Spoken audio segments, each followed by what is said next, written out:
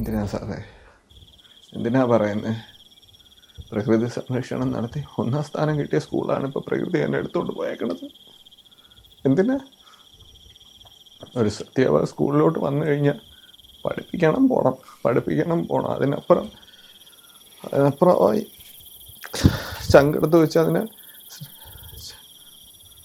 നോക്കിക്കൊണ്ട് നിൽക്കരുത്. അങ്ങനെ വരുമ്പോഴാണ് ഇങ്ങനെയൊക്കെ കാണുമ്പോൾ പൊടിഞ്ഞു പോണത്.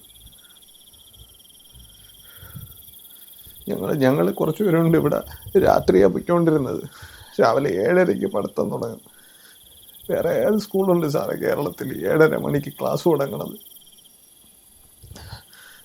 ഞങ്ങളുടെ മക്കളുടെ അടുത്തൊക്കെ ഞങ്ങൾ പറയാറുണ്ടായിരുന്നു അഹങ്കാരത്തോടെ, പുഴയുടെ കരയിൽ ഈ കാറ്റും കൊണ്ട് ഇങ്ങനെ ഇരുന്ന് പഠിക്കാൻ കിട്ടിയ മക്കളാണ് ഈ ലോകത്തിലെ ഏറ്റവും ഭാഗ്യവാന്മാരെന്ന്.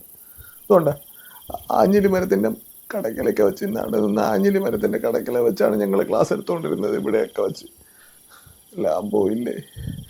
ഒരുപാട് അഹങ്കരിച്ചായിരുന്നു സാറേ, ഒരുപാട് അഹങ്കരിച്ചായിരുന്നു. എല്ലാത്തിനും കിട്ടി.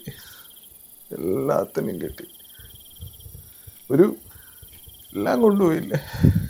എന്ത് പറയാനാണ് സാറേ? ഒന്നും പറയാനില്ല.